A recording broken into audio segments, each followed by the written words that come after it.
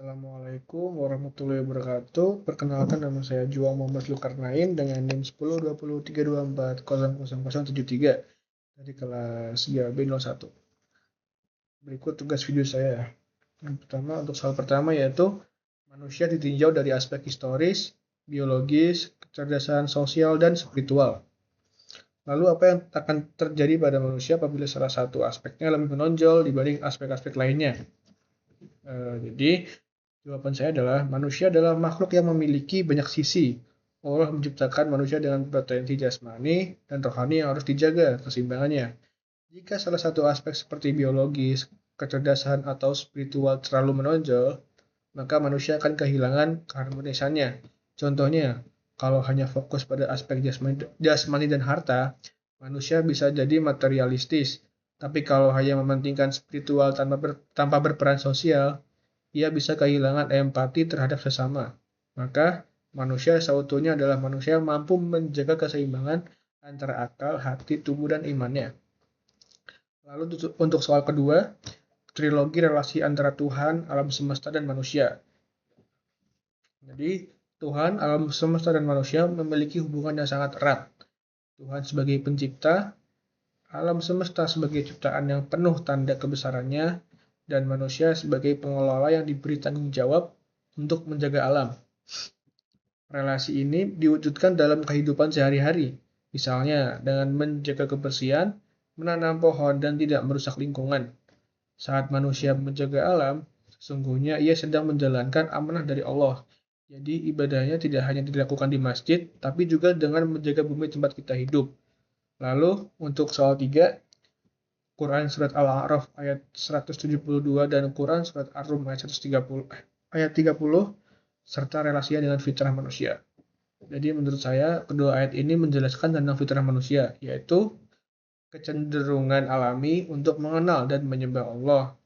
Sejak awal penciptaannya, manusia sudah bersaksi bahwa Allah adalah Tuhannya. Maka sebenarnya setiap manusia memiliki benih keimanan di dalam dirinya. Namun, pengaruh lingkungan dan hawa nafsu sering membuat manusia lupa akan fitrah itu. Agama hadir sebagai pengingat agar manusia kembali ke jalan yang benar, kembali kepada fitrah asalnya, yaitu beriman dan tunduk kepada Allah. Selanjutnya ada soal keempat, bentuk-bentuk hidayah Allah kepada manusia, serta relasinya dengan ungkapan saya belum mendapatkan hidayah. Jawabannya yaitu, hidayah adalah bentuk kasih sayang Allah kepada manusia. Allah memberikan hidayah dalam berbagai bentuk, melalui akal, melalui fitrah, melalui Al-Quran, bahkan melalui pengalaman hidup. Ketika seseorang berkata, saya belum mendapat hidayah, sebenarnya Allah sudah memberi petunjuk, hanya saja hatinya belum terbuka. Hidayah tidak datang tiba-tiba, tetapi harus dicari dengan cara berusaha, berdoa, dan mendekatkan diri kepada Allah. Selanjutnya yaitu soal nomor 5. Sikap seorang muslim terhadap takdir. Jadi, seorang muslim harus percaya bahwa segala sesuatu sudah ditetapkan oleh Allah, baik dan buruknya. Namun, keimanan terhadap takdir tidak berarti pasrah tanpa usaha. Islam mengajarkan keseimbangan antara ikhtiar dan tawakal. Kita tetap harus berusaha sebaik mungkin, lalu memberikan hasilnya kepada Allah. Dengan begitu, kita bisa menerima segala hal dengan ikhlas dan sabar, karena yakin bahwa setiap takdir pasti membawa hikmah. Untuk soal ke-6 yaitu, mengapa ada manusia atau muslim yang percaya kepada ramalan bintang ataupun dukun? Jadi kepercayaan terhadap ramalan muncul karena lemahnya iman dan pemahamannya terhadap tauhid. Sebagian orang ingin tahu masa depan, padahal hanya Allah yang mengetahui hal gaib. Dalam Islam, percaya pada ramalan berarti menodai keyakinan kepada Allah. Maka seorang muslim seharusnya hanya menggantungkan nasibnya kepada Allah, bukan kepada ramalan ataupun kekuatan lainnya. Soal nomor 7 yaitu Al-Quran adalah manual book. Menurut saya, Al-Quran disebut sebagai manual book karena ia menjadi pedoman hidup manusia, seperti mesin yang butuh buku petunjuk agar bisa berfungsi dengan benar. Manusia juga butuh Al-Quran agar hidupnya terarah. Di dalamnya terdapat paduan akhlak, ibadah, dan pergaulan. Kalau manusia hidup tanpa Al-Quran, ia akan mudah tersesat dan kehilangan arah. Maka, membaca dan mengamalkan Al-Quran adalah kunci agar hidup kita sesuai dengan kehendak Allah.